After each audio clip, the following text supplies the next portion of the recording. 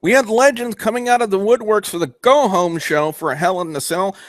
Also, we had a mini reunion of sorts involving the Shield. Just what exactly happened? Well, we're going to talk about it on this week's Monday Night Raw review, powered by Google Hangouts. YouTube, you ready for your hot tag? Then it is time to warp. Hey, this is Purple Haze, and you're watching WGS-TV.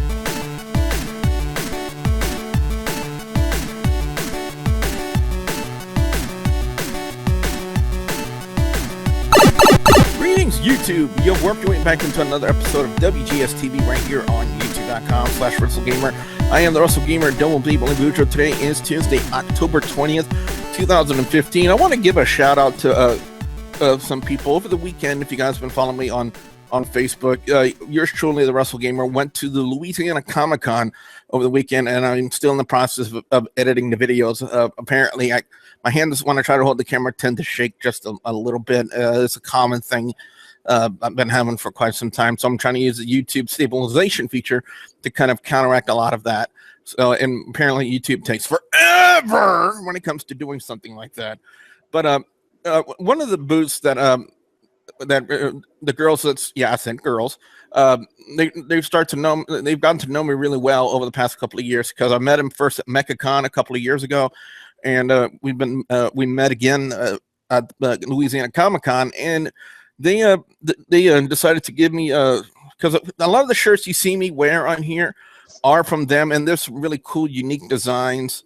They're from GameplayWear.com. It's a great site. If you guys like the shirts that I wear on here, I wanted to give them a free little promotional plug for that, because they said I kind of inspired their this design right here where it says "Feel My Wrath." But it's a pretty cool site, guys. So it's GameplayWear.com. You guys can order great custom video game t-shirts like this one and the one you just saw right there. But anyway, let's go ahead and get to Monday Night Raw this week. And joining me on the review, ladies and gentlemen, he is the one, the only, the incomparable Lance Moss. Lance, how you doing? I'm doing pretty good. Beautiful sky. Let's get this going. Now, we would open up with Stone Cold Steve Austin coming out there, and of course, Austin, just draws like that because he has that notoriety, and he knows what he's doing. He's never lost a step when it comes to something like in-ring promos and stuff like that. And they just let him cut a promo no matter what, even though it was supposed to be kind of PG-ish, but it really wasn't, especially when it comes to Stone Cold Steve Austin. Of course, he would have to plug a little bit about the Stone Cold podcast. It will be a follow-up video, if not today, then tomorrow, talking about Brock Lesnar's appearance.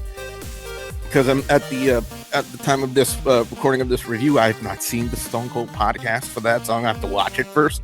That would be after I've done all the edits to this video right here, and that we're talking about right now. And of course, it would bring out the Undertaker, because of course, with the Go Home show, you have to have a final build-up into their match for Hell in a Cell, and we kind of got that with. And then Brock Lesnar would come out, and that's something I kind of felt a little bit odd about, how sometimes the fans out there, Lance, are kind of finicky. This is what I noticed, that they gave a huge pop to Brock Lesnar, and then when they started talking about how Brock Lesnar beat the Undertaker at WrestleMania 30, which was the WrestleMania I attended, they booed the crap out of him about that. I mean, again, that's just fans being finicky like that, wouldn't you say? No, I wouldn't, because let's face it, Paul Heyman drugged that. My client is the 1 in 21 and 1. He drove that into the ground like a oil refinery puts a drill bit looking for oil. And that's one of the things that makes Paul Heyman so special on the microphone, that he knows how to work the crowd. He knows how to take that formula of how to get the crowd to be pissed off at you. He knows how to take that formula and apply it to the point where the fans, no matter how much they were cheering Brock Lesnar when he came out, that they would ultimately end up booing the crap out of him. Paul Heyman has that ability, and that's what's so great about hearing him on the microphone. And from some of the reports I've seen, that's one of the reasons why Brock Lesnar said that he doesn't talk so much along the lines. It was a retweet from one of our good friends, James and Big Easy, said something along lies one of the reasons why he doesn't talk so much, because he has to quote feed the Jew. I'm not even sure. I'm just. That's one maybe Brock's thinking, but his mic skills just ain't there. And when you have Paul Heyman beside you, you hand the mic, And you know what? You know what's weird? What's weird about that is in 2004, Brock Lesnar, as we're having some technical issues here with Lance Moss. I do apologize about that. Huh? Yeah, you were frozen for just a second, because all of us was seeing you point, and that was it. Come on, I just have my arm like that. Okay. Around 2004, Brock Lesnar actually had some decent mic skills before he left WWE for UFC, and I don't know what happened between that time and the time he came back to his mic skills, because they have just deteriorated so much. But anyway, and I'll still say it to this day, especially when I made that video about a year or two ago. I think it was last year, the 5 reasons why I believe Brock Lesnar sucks. If it wasn't for Paul Heyman being there with him in that gimmick, he would not. I personally believe he would not be in the position that he is today in WWE. But that's pretty much how it was just a big build-up for their matchup in Hell in a Cell. That's basically what the whole segment was about. The opening match was John Cena and the Dudley Boyz taking on the New Day. No surprise here. Woods would end up doing the dirty pen on Devon to pick up the win. But for the third time, Lance, for the third time in this feud, Xavier Woods would once again get a little wood in the form of the Dudleys and John Cena putting Xavier Woods through a table for the third time in this storyline. Yeah, honestly, I just hope before, like in the pre-show or something, they make a special announcement that the tag team championship will be contested under tables match rules or something, because they have done that before. Now, a lot of people are hoping for them to kind of possibly bring back Spike Dudley to counteract that, and if they weren't going to do that, I would think right now they're kind of try to keep that under wraps, because we saw no indication whatsoever of the Dudley Boyz bringing back Spike Dudley to counteract Xavier Woods on the outside. But if they do bring that back, I think that would be a welcome sight to see at come Hell in a Cell. And then they also would announce that John Cena would have an open challenge,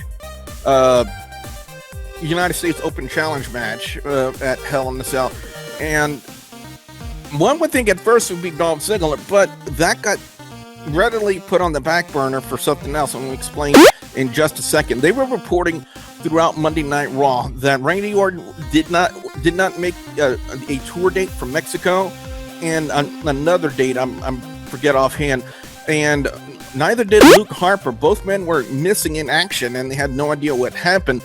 So instead of having the kickoff match, which was originally supposed to be Dean Ambrose and Randy Orton taking on Luke Harper and Braun Strowman, has now been changed to Dolph Ziggler, Cesaro, and Neville taking on Rusev, King Barrett, and Sheamus.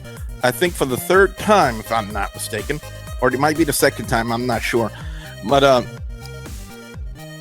they changed that, and of course Dean Ambrose had thrown out a challenge to both Strowman and Harper for a matchup later tonight.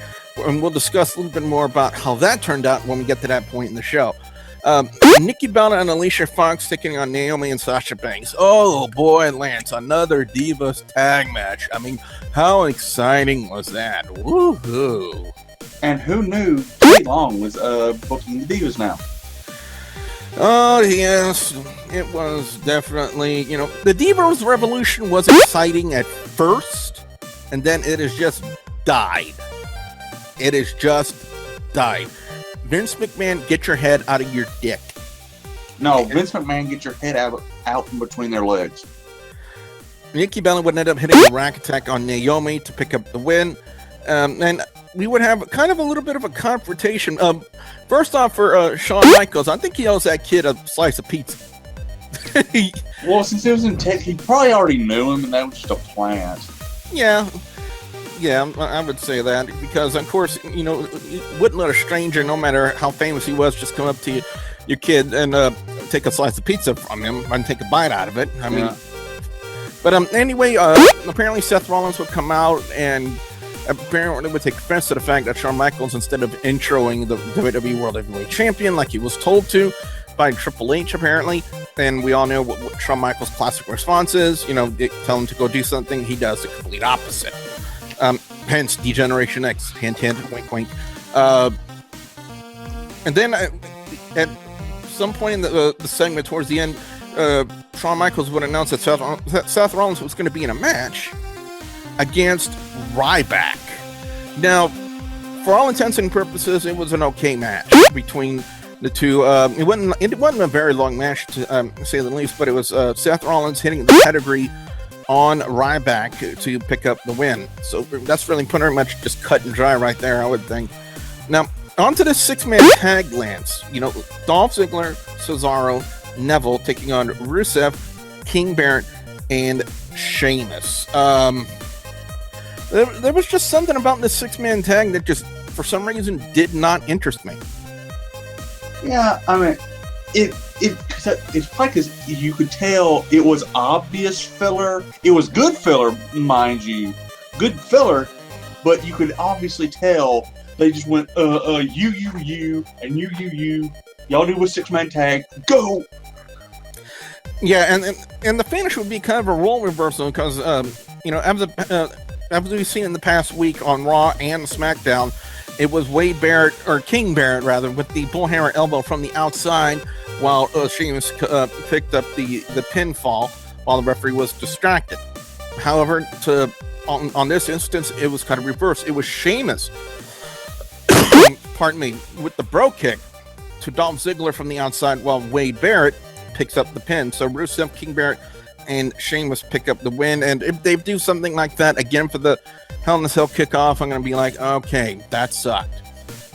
Now, Ric Flair would come out to, I guess, kind of intro Roman Reigns in a sense, and Bray Wyatt would end up appearing, and without any indication, Eric Rowan would also appear, and I know Rick Head would pretty much had something to say, because I know he posted it on the HWR chat room on Facebook. Was Jen. Oh, that was Jen? I thought that was Rick who posted that. That was Miss Jet shit. Okay. My apologies then, but I wanted to see something between Eric Rowan and Braun Strowman.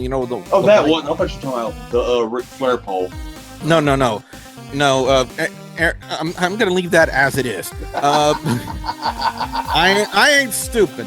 You wanted to see something like Eric Rowan versus Braun Strowman, and we really didn't see any kind of dissension in the ranks of the Wyatt family. I will say this, kudos, because I don't think anybody was anticipating Eric Rowan to suddenly make his return just like that, and boom, just like that, Eric Rowan was back, Lance. I mean, I don't think anybody saw that coming.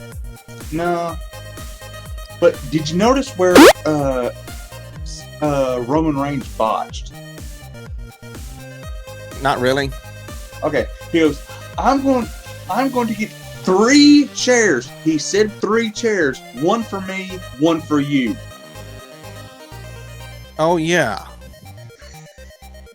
I didn't think about it at that time. I really had no idea what he was talking about.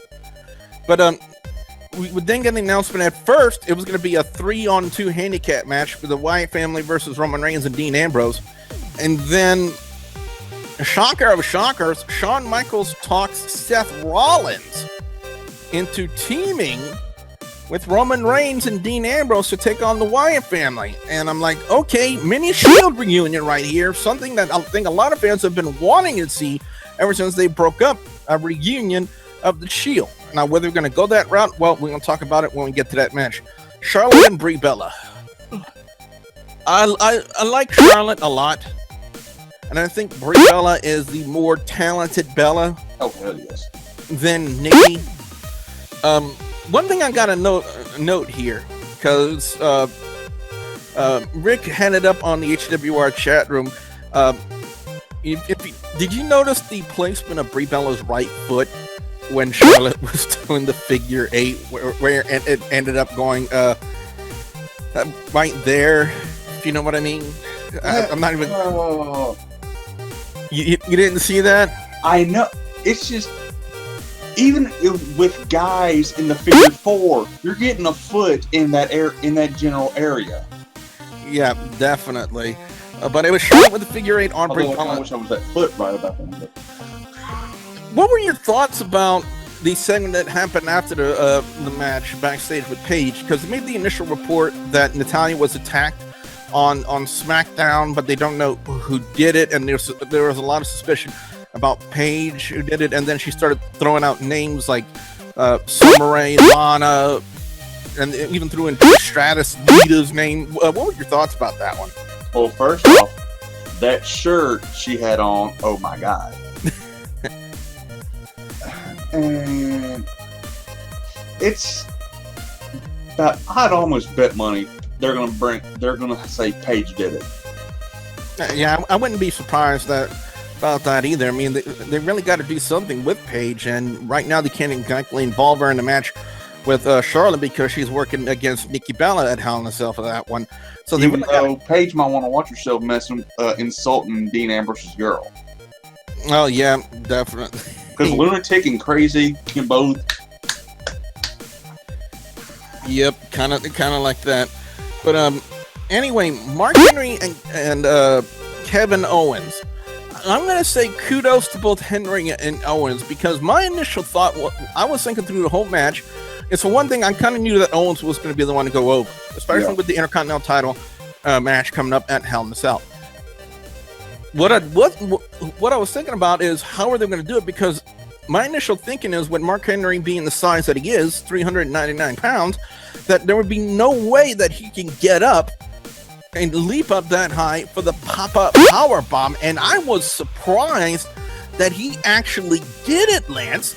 I never expected Mark Henry was kind of that athletic to get up that high for the pop-up power bomb. Yeah, I mean, let's face it, he got up part of the way, but Kevin Owens helped him up the rest of the way. If it was a smaller guy, there was no way in hell that move could have been hit. Wow, somebody just came up here. I'll talk about that later. But Ryback would once again try to come in and get a piece of Kevin Owens. Kevin Owens would try to escape, and thanks to Mark Henry cutting off his passageway, his escape route, rather, that Ryback would end up powerbombing Kevin Owens with authority for Monday Night Raw. In the main event, the Wyatt family taking on Roman Reigns, Dean Ambrose, and Seth Rollins. As Lance, I direct you to the fact that Rick had just now appeared on Skype. If you could link him up real quick. Now, one thing I want to notice, we did know that Eric Rowan was kind of injured over the past several months. That's why we haven't seen him, and there were really no signs of ring rust when it came to Eric Rowan. He looked like he was in really good shape for being off for as long as he was. So that was really good to see, because, Eric Rowan is a good talent. Maybe he wasn't the shining star that Luke Harper is right now, currently in the Wyatt family gimmick, but he's progressed quite a bit, in my personal opinion. So it was good to see the fact that he was doing okay. Like I said, he looked to be in really good shape and showed no signs of ring rust from being gone so long. As I give the middle finger to somebody in my family when I tell her to F off. What were your thoughts on the six-man tag, Lance? Because it was actually kind of interesting to the point, but we did know at one point that we kind of figured that Seth Rollins was going to turn and walk away from the match. There was no doubt about that. Oh, most definitely. They could have done a little bit better when he turned, but I'll get to that one a little bit later when I finish speaking about this. The one thing that irritated me was this is a not a Shield reunion and stuff like that. And these 6 guys, was it the best work they've all 6 done together? No. Was it good? A great 6-man tag match or a pretty good 6-man tag match? Yes, but these guys could have done better. Now, in regards to the actual unassing it and getting out of Dodge, it would have been better if when Seth Rollins was getting out of Dodge, he got halfway up the ring, and then we could just hear boom, out walks Kane, and Seth Rollins just unasses it up through the crowd. But the whole reason why that wasn't going to happen is the fact that they reported on WWE.com. They even said it during the night that Triple H and Stephanie McMahon suspended Corporate Kane for that night. But you got to remember one thing: they did not suspend Demon Kane. They suspended Corporate Kane. Yeah, you definitely got a point there. But anyway, guys and gals, it's time to go on our overall scores on our picks for best and worst match or segment of Monday Night Raw, as we welcome in the host of Hardcore Wrestling Radio, the Hardcore One himself, Rick Head. Rick, how you doing today? Rick? As Rick might be having some microphone issues once again. But anyway, to get to my overall score, I'm going to give the Go Home Show Monday Night Raw a 3.5 out of 5. To say the least, out of the past 3 or 4 weeks, this has been one of the better Monday Night Raws than we've seen, because the past couple of Monday Night Raws have just been absolutely terrible by certain standards. That's one of the reasons why I really did not do a review last week of Monday Night Raw. It was that terrible that I'm like, screw it, in my personal opinion. That's why I never really said anything about it. And I kind of addressed it on the NXT review about basically last week's Monday Night Raw being a substitute for a 3-hour punishment. And you know what? If I have to cut in, guys, don't believe a word he says. I am a personal witness. He was hanging out in a brothel. That's it. With Lamar Odom. Yeah. Actually, I was going to say Oksana, but you know. Well, I got a finger for you right there, Rick. Anyway, like I said, my overall score on Monday Night Raw this week is going to be a solid 3.5 out of 5. I'm going to go for the best match of the night. I'm going to give it to the 6-man tag, the Wyatt family versus Roman Reigns, Dean Ambrose, and Seth Rollins, despite the fact that the predictability factor of Seth Rollins turning on him, we kind of saw it happening. And, you know, there was really no question over the fact that that was going to happen. As far as worst match of the night, I'm sorry, but I gotta go to Nikki Bella, Alicia Fox taking on Naomi and Sasha Banks. I have nothing against Naomi or Sasha Banks, but I have a lot against Nikki Bella and Alicia Fox. That matchup was terrible, in my personal opinion. And again, I've said it before, the Divas Revolution, when it first started, was good. It was exciting. It was something new. And then they just died. That's pretty much what the Divas Revolution has done. It's just died, especially with Vince McMahon at the helm of the Divas division on Monday Night Raw. It just died. But that's pretty much been my personal opinion about it. Rick, let's go to you, since you really haven't had a chance to say too much on this week's review. Your overall score and your picks for best and worst match or segment of Monday Night Raw? I'll give it a solid 3. I'm going to be honest with you. I think the only reason why it was as good as it was is because of all the star power it had. And to be honest with you, it's really a sad thing to see when you have to bring in star power such as Stone Cold Steve Austin, HBK, and The Undertaker and others, just to get the ratings up and just to get people's attention. That says that the WWE doesn't have any faith in their current roster. That's a problem. Let me ask you this question real quick, though. Do you feel that they accomplished what they needed to accomplish on this go-home show? You know,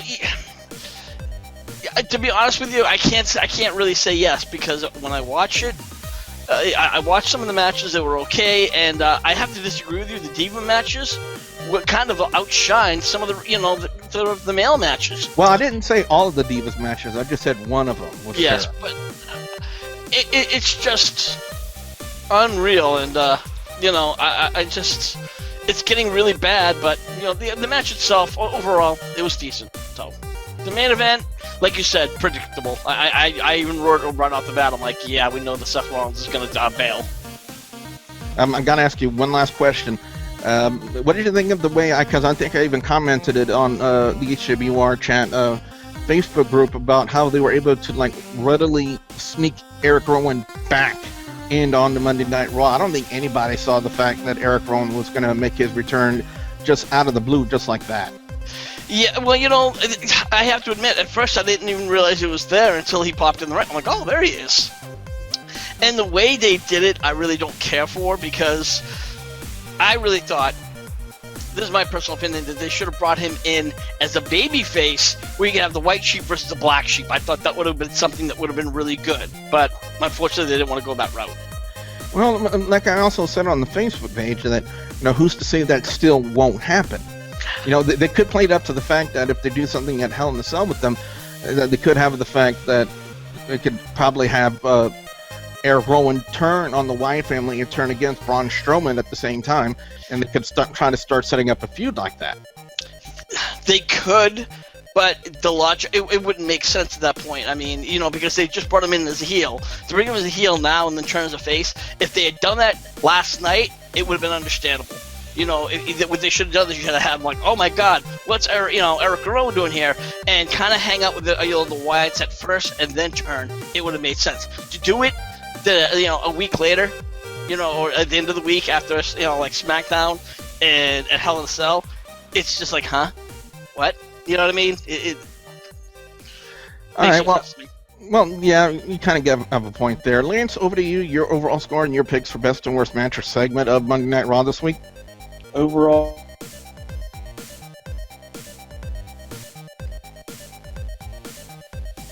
hello. Yeah, I think he's having a little bit of internet issues. This happened once before. All right, you're gonna have to repeat it because you froze on us. well, basically, I'm going to give it a 3.75, and I'll explain the 0.75 here in a minute. Best match, the main event. Worst match, I just didn't enjoy the Divas tag. Now, the 0.75 comes just from the fact that I'm an HBK mark. Yeah. There are a lot of people out there, and there are a lot of guys that no matter how long they stay away from the ring, they never lose a step when it comes to cutting good promos. And two of the guys that are definitely evident of that is Shawn Michaels, Stone Cold Steve Austin, and possibly Ric Flair when he's sober, which was probably not the perfect time for him to be sober last night. He wasn't sober. Well, we had a quick survey over at the HWR chat room, is whether he was sober, buzzed, drunk, or I love you, Triple H. And we kind of figured somewhere between buzzed and drunk. I don't think one person picked sober. Okay. Well, anyway, guys and girls, what we want to know from you guys out there, the viewers and subscribers, your thoughts on Monday Night Raw this week. What are your overall scores? What are your picks for best and worst match or segment of Monday Night Raw this week? We definitely want to know what you guys out there have to say. You should put your comments in the comment section below. Don't forget to like, favorite, and subscribe for more content, guys and gals. Rick, where can fans check you out on HWR? Well, they can always check us out at our Facebook page. That's facebook.com/Hardcore Wrestling Radio. But if you really want to get involved, want to be a part of the conversation, check us out at the HWR chat room on Facebook. And tonight, we do have our live picks for Hell in a Cell, and that's over at youtube.com/live@HWR show. Don't forget tomorrow, guys and gals, right here on WGS-TV, I will be discussing Brock Lesnar's appearance on the Stone Cold podcast, what he had to say, and my thoughts and my reactions to everything that was discussed on the Stone Cold podcast. Lance, what can fans expect to see when they come visit your channel over on youtube.com/LanceMossTV? Album reviews, NASCAR discussion videos, Redneck Norman cooking videos, musical equipment reviews, some rants. Every Wednesday, I go live at 7 p.m. Central Time, 8 Eastern, whatever the hell it is on the West Coast. And, so hit me on Twitter. It's at LanceMossTV. Elmo, stay in New Orleans, please. Watch it, or I'll tell him where you live. Okay. Don't forget WGS-TV is on social media, probably not for long after that, but on Facebook, on Twitter, and Instagram. You can ask me questions like where I'm hiding if Elmo tries to come and find me. You can find those links in the description box below. And as always, guys and gals, I'll have a couple of videos in the annotations at the end of this video for you guys to check out as well. So with that being said, for the hardcore host of Hardcore Wrestling Radio, Rickhead, and the incomparable Lance Moss from Lance Moss TV, I'm the WrestleGeek. Double B, Double B, Joe saying we'll see you at the next Warp Zone. What in the blue freaking hell? That's a huge bit. Gonna do here, break off the middle rope, and a clothesline off the middle rope. He wanted to make sure Trucker saw it coming. And you saw the way he